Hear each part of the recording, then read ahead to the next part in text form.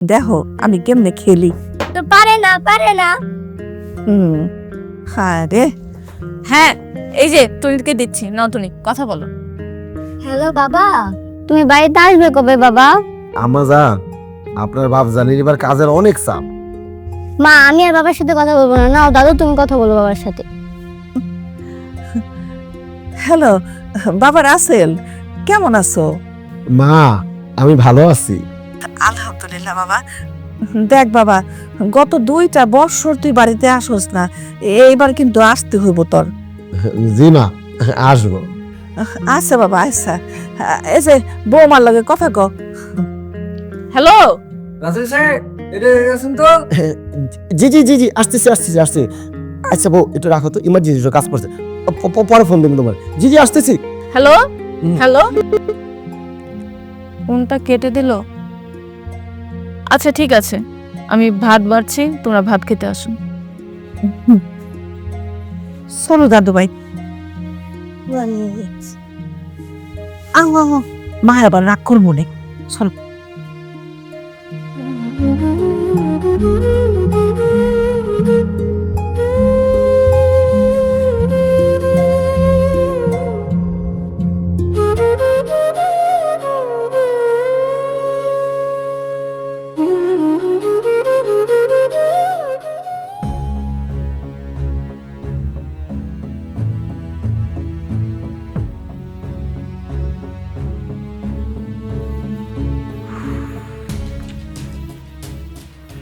সারাদিন শুধু কাজ আর কাজ।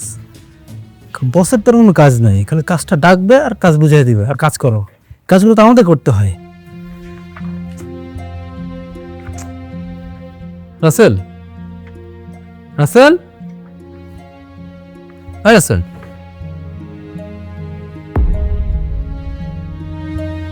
কি পুরো টেনশন করছিস? ও বুঝছি, বাড়ির কথা মনে পড়ছে। না মানে আমার ছোট মেয়েটার কথা খুব বেশি মনে পড়ছে, ওরে খুব মিস করছি। ওর সাথে ইদানিং আমার প্রচুর মিথ্যা কথা বলা হয়, সেটাই ভাবছিলাম আর কি। না কিছু না। জানিস, মাঝে মাঝে আমার মনে হয় এই চাকরিটা ছেড়ে আমার মেয়ের কাছে, আমার মায়ের কাছে চলে যাই। আমার মেয়েটা যখন আমাকে ফোন করে বাবা বলে ডাকে, আমার না খুব কষ্ট হয় যে আমার মেয়েটার সাথেও আমি অকপটে কত সুন্দর করে মিথ্যা বলছি। মা আসতেছি, আসবো, এটা কথা পর্যন্ত ঠিক মতো বলতে পারি না। ঢাকা শহর, চাকরি, টাকা, এটাই তো কোম্পানি চাকরি, এটাই তো অনার্স করার পর, মাস্টার্স করার পর, MBA করার পর একটা সুন্দর জেলখানা। এই জেলখানায় কত লক্ষ লক্ষ যুবক আমরা আটকে আছি না? এই ক্ষণিকের সুখের জন্য তো চাকতে হবে, তারপর পুরো পরিবারটা দুঃখে ভাসবে। এটা তুমি ভেবে দেখেছিস? খুব কষ্ট হয়, খুব কষ্ট। মায়ের সাথে মিথ্যা বললে এতটা কষ্ট হয় না, স্ত্রীর সাথে কথা বললে এতটা কষ্ট হয় না। সবচেয়ে বেশি কষ্ট হয় যখন আমি মাসুম বাচ্চাটার সাথে মিথ্যা কথা বলে ফেলি। ওইটাই ভাবছিলাম আর কি। টেনশন করিস না, এবার আমরা ঈদে ছুটি নিব আর দুজন একসাথে তোর বাড়িতে যাব।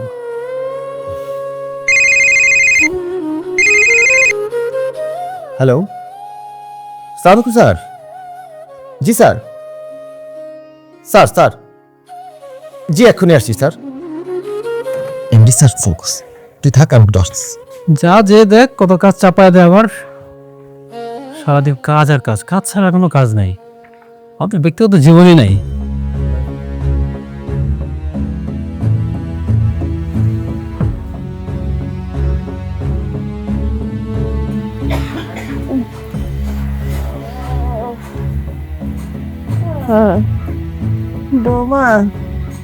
বৌমা, আমার মাজা ব্যথাটা মনে হয় আরো বাড়ছে। ও মা, আপনার ছেলে রেখে একটা ফোন করুন। না না বৌমা, তারে ফোন দিও না। জানো তো ও নানান কাজে ব্যস্ত থাকে অফিসে। আমি অসুস্থ শুনলে অনেক টেনশন বাইরে যাইব তার। মা, এখানে কি বেশি ব্যথা করতেছে? একটু একটু ভালো করে দাও বৌমা। আচ্ছা, তাহলে এই জায়গাটা ভালো করে মালিশ করে দিই। দাদি তুমি কোনো চিন্তা করো না, তোমার ব্যথা তাড়াতাড়ি সেরে যাইব। বয়স তো কম হইল না, হ্যাঁ? এখন তো আমার এক পা গিয়া রয়েছে কবরে। তবে তবে পোলাটা যদি কাছে থাকতো। মা, আপনার ছেলেকে এসব বুঝে? তার কাছে তো তার চাকরি আর টাকাই সব। না না বৌমা, ও তো আর ইচ্ছা করে থাকে না। জানো তো কোনো সময় কি শুনছো কেউ আপনজন রাইখা দূরে থাকে? আমাকে খুশির জন্যই থাকে বৌমা। তুমি ওর উপরে কোনো রাগ করো না। সবই বুঝলাম মা, কিন্তু আমাদের তো একটু সময় দেওয়ার দরকার। আমাদের দিকটা তো দেখতে হবে। গত 2 বছর হয়ে গেল, একটা দিনও আমাদের সঙ্গে দেখা করলো না। কত রোজা গেল, কত ঈদ গেল, সব সময় বলে আসি আসি, কিন্তু যখনই সময় হয় আসার, ফোন করে বলে দেয় যে আমি আসতে পারছি না। আচ্ছা ঠিক আছে, এইবার যদি না আসে ওর কানটা দইরা আমি নিয়ে আসুক, বুঝছো? দরকার নাই এরকম চাকরি করার। না, আমি তাহলে তেলের বাটিটা ধুয়ে আনি আর আপনার লিখে ওষুধ নিয়ে আনি। আচ্ছা বৌমা, যাও। দেখো দাদি, মা ওষুধ আনার বাহানা কইরা আড়ালে যে বাবার জন্য কান্না করব। আরে না রে দাদু ভাই, তোর মা আমার জন্য ওষুধ আনতে গেছে।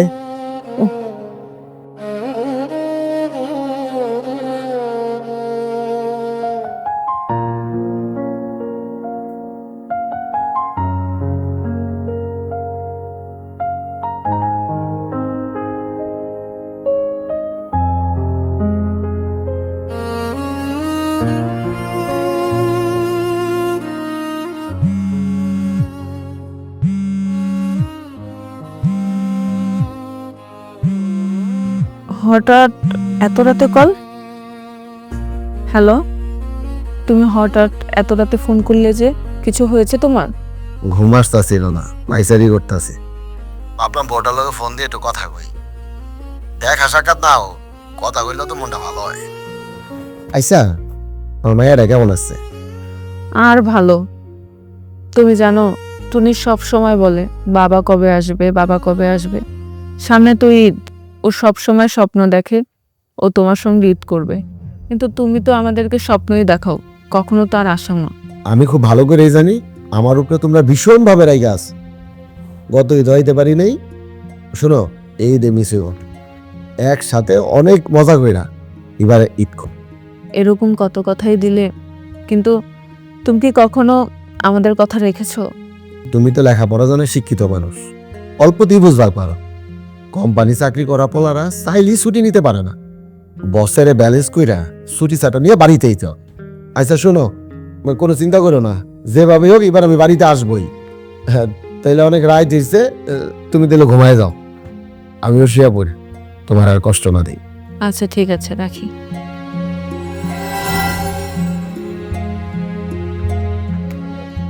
রাসেল, তুমি আমাকে কতটা ভালোবাসো? আমি তোমারে ভালোবাসি। আচ্ছা বলো তো, তোমার কি আমার পাগল মনে হয়? মানে তুমি এসব কি বলছো? শোনো, এই পৃথিবীতে আমি যদি কাউকে বেশি ভালোবেসে থাকি সেটা হচ্ছে আমার মা, তারপর যদি আমি কাউকে বেশি ভালোবেসে থাকি সেটা হচ্ছে তুমি। আমি কিন্তু মানুষটা দেখতে সুন্দর না, একটা মানুষকে ভালোবেসে কিভাবে যত্ন করে আগলে রাখতে হয় সেটা কিন্তু আমি জানি। কিন্তু বিশ্বাস করো, আমি তোমাকে আমার জীবনের চাইতেও বেশি ভালোবাসি। জানো প্রত্যাশা, এখনকার মেয়েরা না নিজের সুখের জন্য অর্থবিত্ত ছেলে খোঁজে, সঠিক মানুষটা খোঁজে না। তোমার কি আমাকে 8-10টা মেয়ের মতো মনে হয়? আমি কিন্তু ওরকম মেয়ে না। আমি এমন একজন মানুষ চাই যে মানুষটা মনটা খুব ভালো হবে আর সে মানুষকে খুব উপকার করবে। আমি কিন্তু তেমন একজন মানুষকে পেয়ে গেছি। সে মানুষটা হচ্ছে তুমি। বোকা, অর্থ সম্পদ যোগ্যতা এগুলো আজ আছে কাল নেই, এগুলা কখনো সারা জীবন থাকে না। কিন্তু প্রকৃত মানুষ যদি পাওয়া যায় তাহলে অল্প অল্প সুখ পেয়েও সারা জীবন সে সুখটা নিয়ে থাকা যায়। শোনো, আমার ক্ষণিকের সুখের প্রয়োজন নেই, আমার লোক সমাজকে দেখানোর কিছু নেই।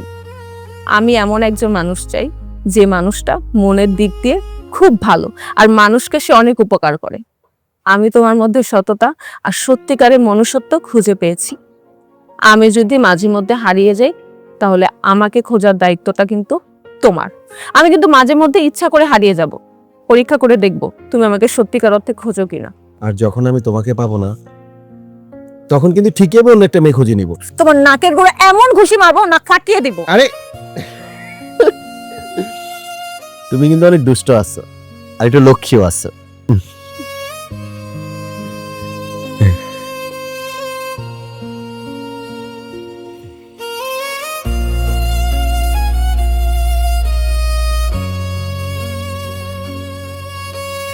সরি, বকা টাকা দিও না, আগে কানে ধরে বলে রইছি। সরি বললে সব সমস্যার সমাধান হয়ে যায়? সরি বললে কি যে সময়টা নষ্ট করেছো সেটা ফিরে আসবে? আচ্ছা, আবারও সরি, আর এরকম বলইব না। আচ্ছা শোনো, আজকে তুমি যা যা খাইতে চাও, তোমার সব পছন্দের খাবার আমি খাওয়াম। তার মানে তুমি এখনো আমার উপরে রাগ করে আছো? আচ্ছা বলো তো, আমি কি করলে তোমার রাগটা ভাঙবো? তোমার রাগ ভাঙনের লেগে আজকে যা করতে হয় আমি সবই করব। আমার বলার তো অনেক কিছু আছে। আচ্ছা কি কথা কইবা কও? তুমি যা যা কইবা আমি সবই মাথা পাইতা মাইনা নিব। আমি তোমার সাথে আর প্রেম করতে চাই না। এইটা তুমি কি কইতাছো? আসতে সামান্য একটু দেরি হইছে দেখা তুমি আমার লগে প্রেম করবা না? এত বড় শাস্তি তুমি আমারে দিবা? না, আমি তোমার সাথে আর প্রেম করব না। আমি তোমাকে বিয়ে করতে চাই। এই কি কইলা? কি কইলা তুমি? তুমি আমারে বিয়ে করতে চাও? আরে আমি তো এটাই চাই। তাহলে দেরি করে লাভ কি? তাহলে চল আমরা বিয়ে করে ফেলিস। চল, আস্তে আস্তে, ব্যথা পাইবা কিন্তু।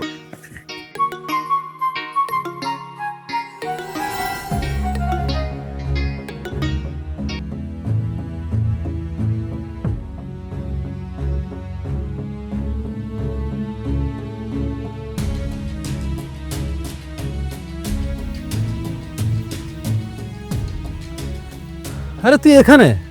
আরে তুই অফিসও গেলি না? তোর ফোনটা পর্যন্ত বন্ধ। তোর ফোন দিলাম, কত খুঁজলাম তোকে। হরে, বসের একটু পার্সোনাল কাজ শেষ কইরা একটু পাইচারি করতেছি। মনটা খুব একটা ভালো না। তাছাড়া বাড়ির সবার কথা খুব বেশি মনে পড়ছে, তাই একটু আইসা পাইচারি করতেছি, হাঁটাহাঁটি করতেছি। তোর লগে দেখা হয়ে গেল। সব সময় তো অফিসই করি, এই অফিস অফিস করতে করতে নিজেরে ভুলা গেছি, পরিবারটারও ভুলা গেছি। আরে খালামা ফোন দিয়েছিল তোর ফোন বন্ধ পেয়ে, তোকে পাই না তো আমাকে ফোন দিল। মা ফোন করছিল? ও আরে সত্যি তো আমার মোবাইল বন্ধ। আচ্ছা আমার কি করলো রে? আর কি বলবো, আরে বলার সময়টা দিলে তো হয়। এই ফোন ধরার সাথে সাথেই নালিশ আর নালিশ। এ বললো তুই কেমন আছিস, ঠিক মতো খাচ্ছিস কিনা, আর রাস্তাঘাট যেন দেখে শুনে পার হোস। আর তুই বাড়ি যাবি কবে জিজ্ঞাসা করলো, আর তোর সাথে যেন আমাকে নিয়ে যায়। আর তুই যখন বাড়ি যাবি আমি যেন তোর সাথে যাই। তোরে তো আমি সে কবে থেকে নিয়ে যেতে চাইতাছি, তুই তো যাইতে চাস না, সময় করতে পারস না। এবার কিন্তু তুই আমার সাথে ঠিক ঠিক যাবি, আর দেখবি আমার ছোট্ট মেয়েটা তোতা পাখির মতো কত সুন্দর করে কথা বলে। হ্যাঁ জানি, এই সামান্য কিছু টাকার জন্য আমরা ঢাকা শহরে পড়ে থাকি। তবে এবার ভাবছি তোর সাথে তোর বাড়িতে যাবই। হ্যাঁ, আমরা সামান্য কয়টা টাকার জন্য নিজের পরিবার পরিজন সবাইরে দূরে রেখা এই ঢাকা শহরে পইরা থাকি, ধুলাবালির মধ্যে পইরা থাকি। এই টাকার যে কত মূল্য, এটা শুধু আমরা যারা এই কোম্পানিতে চাকরি করি, মানুষের গোলামি করি, তারা বুঝতে পারি। এইটা আবার সরকারি কর্মকর্তারা বুঝবো না। তারা তো ঘড়ি দেখা সকাল 10টায় ঢুকবো, দুপুরে খাওয়ার পরই ঘড়ির দিকে তাকায় থাকবো কখন 5টা বাজবে। আর আমরা যে সকাল 10টায় ঢুকি, আর 10টায় কি কোনো সময় তো 8টা সাড়ে 8টাও ঢুকতে হয়। রাত্রে কয়টায় যে বাসায় ফিরুম এটার কোনো তালগোল নাই। কোম্পানি চাকরি করার যে কত কষ্ট, শুধু অফিসে চাকরি করে আমাদের জীবন সীমাবদ্ধ না, অফিসের পাশাপাশি তাদের বাসার কাজও আমাদের করতে হয়। কি করতে হয় না তুই নিজেও তো জানোস, তুই নিজেও তো কোম্পানি চাকরি করস। আর একটা সুন্দর ভাষায় যদি সত্য একটা প্রতিবাদ করতে চাই, ডিরেক্ট করবো চাকরি থেকে চলে যাও। কারণ আমি চলে গেলে আমার মধ্যে 10 জন খাড়াই রয়েছে চাকরি করার জন্য। আমাকে তো চাকরিটা দরকার, কিন্তু এবার আমি ঠিক ঠিক বাড়ি যাব। প্রতিবারই আমি আমার ঘরের বউ, মায়ের সাথে, আমার ছোট্ট মাসুম বাচ্চাটার সাথে আমি মিথ্যা কথা কই, কিন্তু এবার আমার আর কেউ ঠেকাইতে পারবো না। এবার আমি ঠিকই বাড়ি যাব, বাড়ি গিয়ে ঈদ করব, তুইও আমার সাথে যাবি। আমি মিথ্যা কথা কই, আমার মায়ের সাথে মিথ্যা কথা কই, আমার বউয়ের সাথে মিথ্যা কথা কই, আমার ছোট্ট বাচ্চাটা আছে তার সাথে মিথ্যা কথা কই। প্রতি বছরই কই আমি গিয়ে ঈদ করুম, ঈদ করুম, ঈদ করুম, কিন্তু আমি যাইবার পারি না। ওই যে আমার চাকরি বাঁচাই তুইব, চাকরি তো আমার পিছন দিয়ে এমনি করে ধরে রাখে। কিন্তু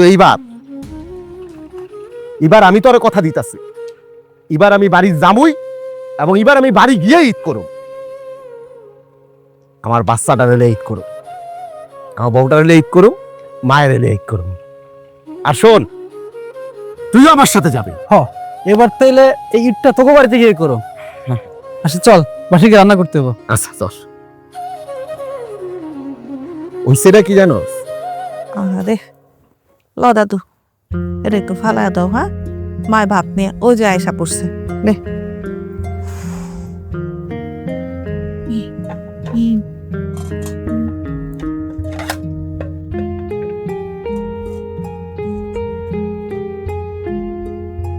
কি ভাবছেন মা আপনি?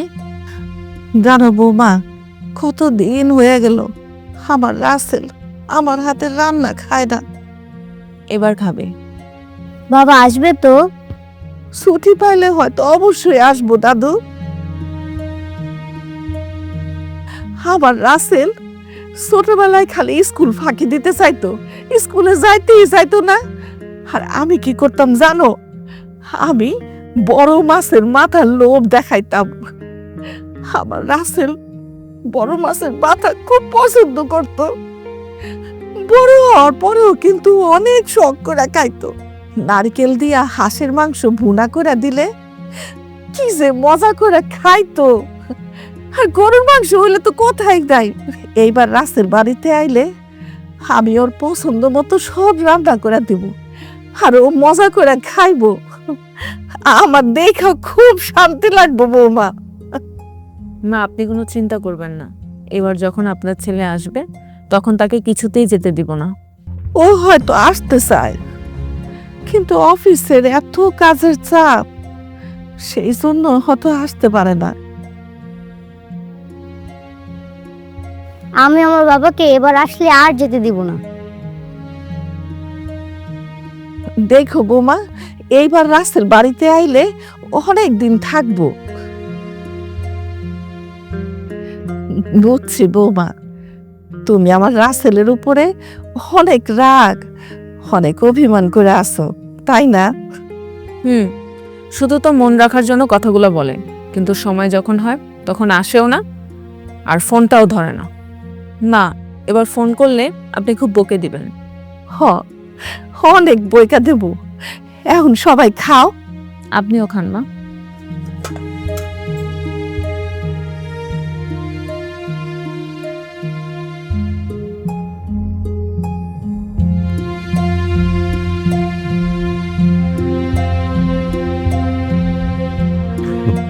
শোন, তুই তো আবার সব জায়গায় তাড়াহুড়া করস। খবরদার তাড়াহুড়া করবি না। মার্কেটে হইতেছি শপিং করবো, মায়ের লেগে কিনবো, আমার বউয়ের লেগে কিনবো, আমার বাচ্চাটা লেগে কিনবো। আচ্ছা ঠিক আছে, আমাকেও কিনু। ঠিক আছে বাবা, কিনিস। এবার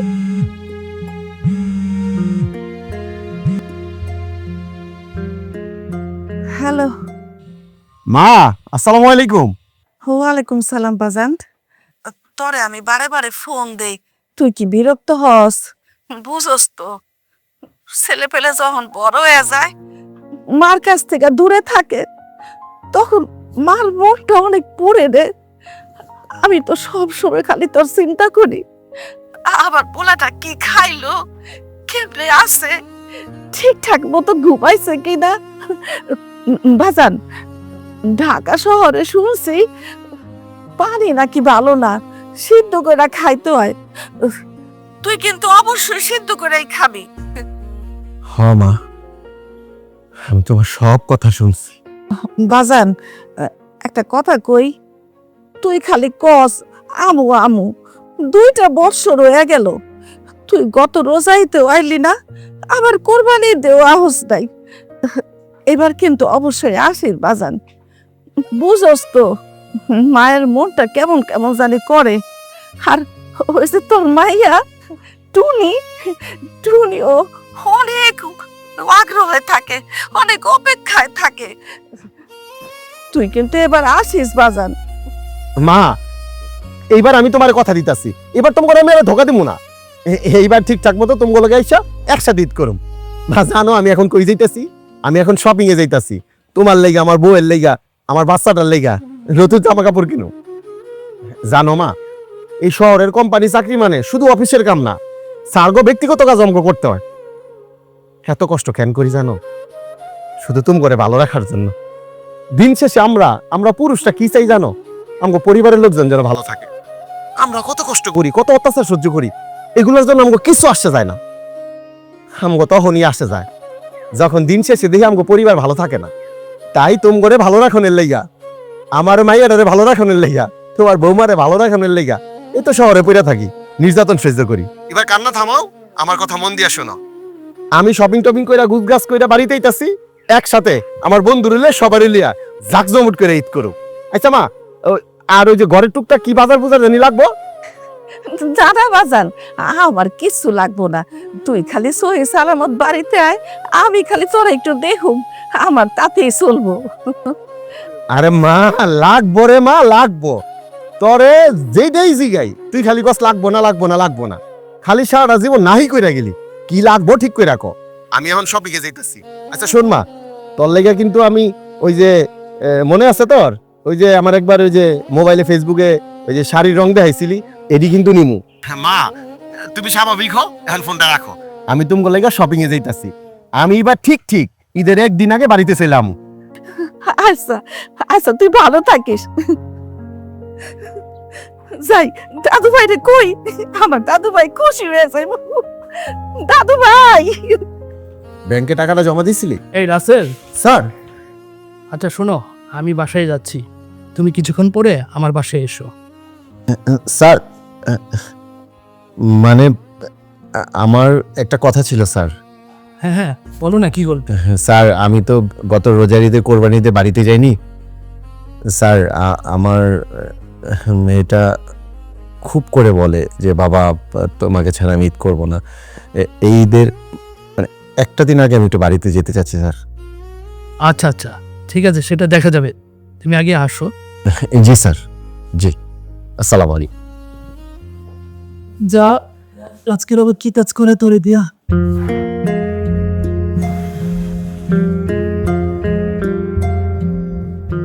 হুট করে স্যার চলে আসছে, ভয় পেয়ে গেছিলাম। ওই ব্যাংকে টাকাটা জমা দিয়েছিলি? দিয়েছিলাম, মানি রিসিট কই? আছে ঘরে। হিসাবটা দে। ও তো ওই অন্য কথা বাদ দে তো, তুই না আমারে কইলি তুই একটা মাল খাওয়াবি, বিদেশি মাল, কো তোর মাল টাল কই? আরে বন্ধু, একটু ধৈর্য ধরে বস, মাল আনতে পারাইছি, চলে আইব। বিদেশি জিনিস তো একটু সময় লাগে। শোন, সারা জীবন তো ওই গ্রামগঞ্জে পান্তা বাদ দিয়ে বানানো, তারই খাইয়া বেড়াচ্ছিস। এইটা হলো বিদেশি জিনিস, এই একটু সময় লাগবে। আচ্ছা আচ্ছা দোস্ত, গ্রামে যে তারি খেয়েছি, তারি তো সাদা, বিদেশি মাল রাখে ওই রকম সাদা না লাল?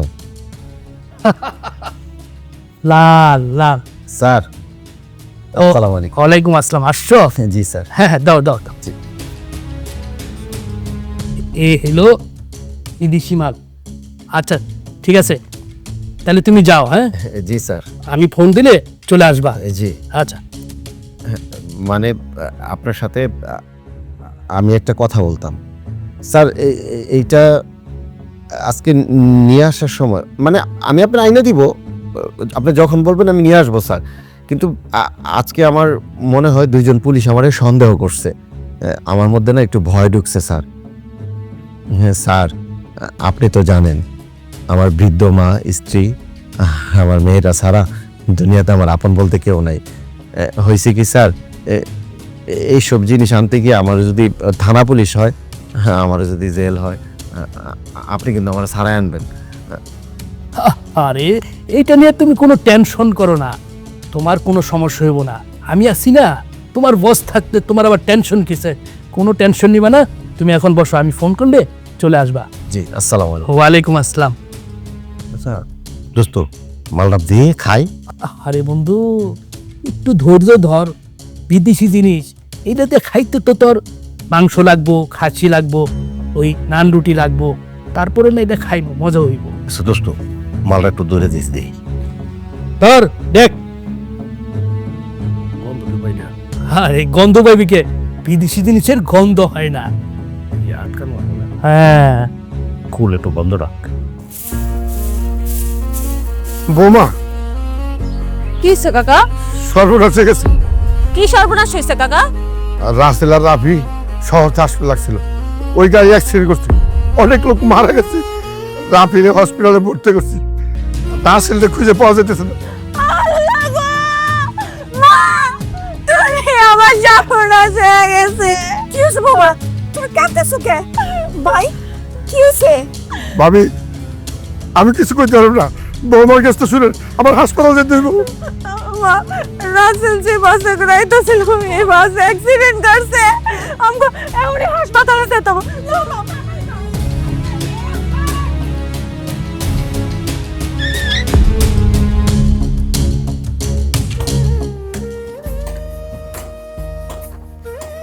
মা, টুনি, দেখো কে আইছে।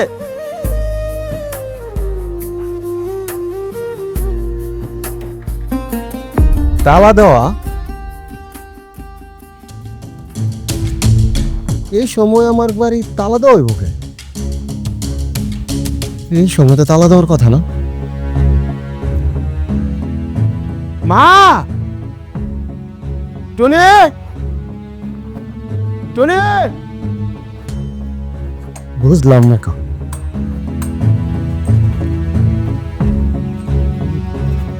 আরে রাসেল ভাই, তুমি কখন আইলা? মাত্রই এলাম। হয়েছেটা কি, আমি আইসা ঘরে দেখি আমার মাও নাই, আমার বউ নাই, আমার বাচ্চাটাও নাই। আর এই সময় তো বাসার বাইরে থাকারও কথা না, কোথাও খুঁজাও পাইতাছি না। তোমার মেয়ে তো অ্যাক্সিডেন্ট করেছে। কি করছ তুই? আর কোন হসপিটালে? তোমার মেয়ে তোর রাত হসপিটালে ভর্তি।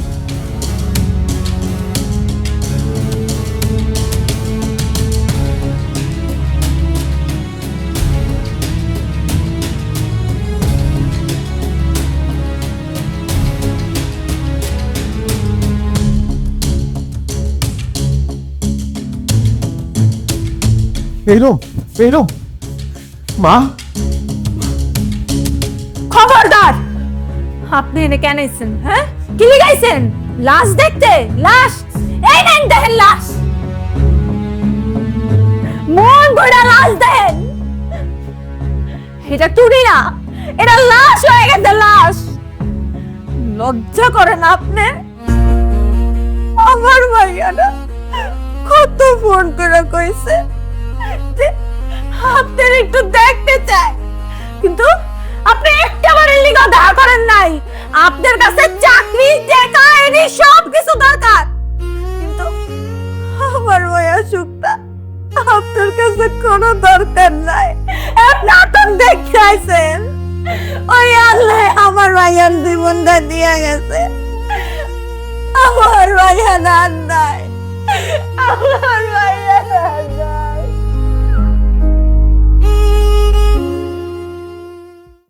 আপনি আমার লগে কথা কইবেন না মা? আর আপনি তো আমার মারতে দিবেন। আমি এখন কালকে তো মারতাম।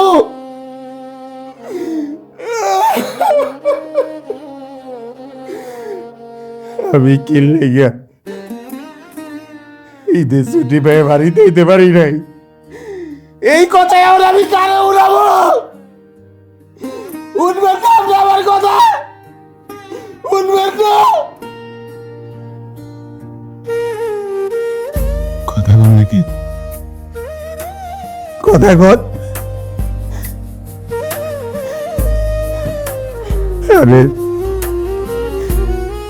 আমি তো আপনারে ভালো না হলে লেগে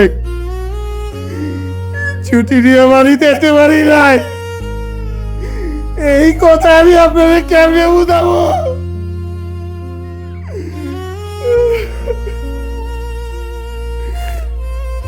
মারে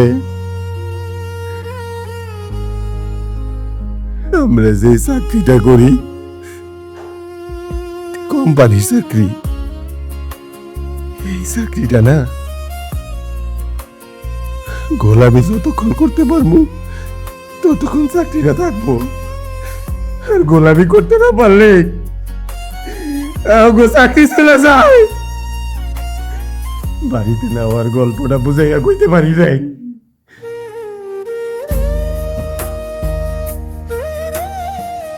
আমার বউটা এত ভালো মানুষ হওয়ার পরেও আমি মন কইলা তারে কোনোদিন কইতে পারি নাই আমি কেন ছুটি নিয়ে বাড়ি যাইতে পারি নাই। আমি ভাবছিলাম কি জানে, আমার সব মনের কথা, আমার সব কষ্টের কথা আমি আপনাদের কব, আপনি আমার লাগে উঠবেন। আপনি তো শুনতে পারলেন না, এখন কোন কইয়া দেন আমারে, আপনি আমারে কইয়া দেন, আমি আমার কষ্টের কথা এখন কারে উড়াবো। মানে আমরা যে চাকরিটা করি না এটা চাকরি রে মা, এইটা গোলামি। আমি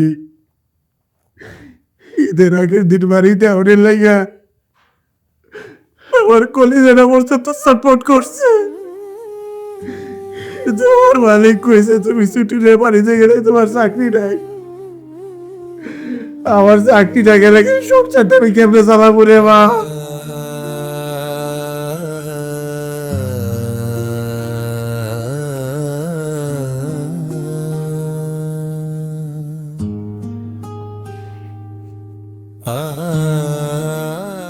এই দেশের 6 কোটি যুবক প্রাইভেট কোম্পানিতে চাকরি করে। এদেশের বউয়েরা, মায়েরা, সরকারেরা বুঝতে চায় না 6 কোটি যুবকের ভিতরে কত যন্ত্রণা, কত কষ্ট। আমরা যারা কোম্পানিতে চাকরি করি তারা চাকরি করি না, তারা গোলামি করি। এদেশের বউয়েরা, এদেশের মায়েরা, এদেশের সন্তানেরা যদি একটা বার বিশেষ চোখে দেখতে পারতো চাকরির নামে আমরা কত রকমের গোলামি করি, তাহলে বউরা আমগরে কষ্ট দিত না, সন্তানের লাশ দেখতে এলে আমগরে বাধা দিত না। এই দেশের 6 কোটি যুবক প্রাইভেট কোম্পানিতে চাকরি করে, ওরা চাকরি করে না, ওরা গোলামি করে, গোলামি। এদেশের বউয়েরা, মায়েরা, সন্তানেরা যদি একটা বার বিশেষ চোখে দেখতে পারতো চাকরির নামে যুবকরা আমরা কি পরিমাণের গোলামি করি, তাহলে তার আমগরে কষ্ট দিতে পারতো না। আরে বউরা কইতে পারতো না সন্তানের লাশ দেখার সময়, খবরদার তুমি লাশ দেখবা না। এই বাংলাদেশের মানুষ, তোমরা কি দেখো? আমগো কষ্ট দেখো, আমগো যন্ত্রণা দেখো। এই দেশের প্রাইভেট কোম্পানির নামে 6 কোটি যুবকরে গোলাম বানায় রাখতে শুধু প্রাইভেট কোম্পানির লোকজন। এই প্রাইভেট কোম্পানির মানুষ নামের দানবেরা, তোমরা যদি একটা বারের জন্য বুঝতা আমাদেরও ঘর আছে, মা আছে, সন্তান আছে, বউ আছে, সংসার আছে, তাইলে তোমরা আমাদের প্রতি এরকম জুলুম করতে পারতা না। তাইলে এই বাংলার মাটিতে ফেরা না তার গল্প আর তৈরি হইতো না।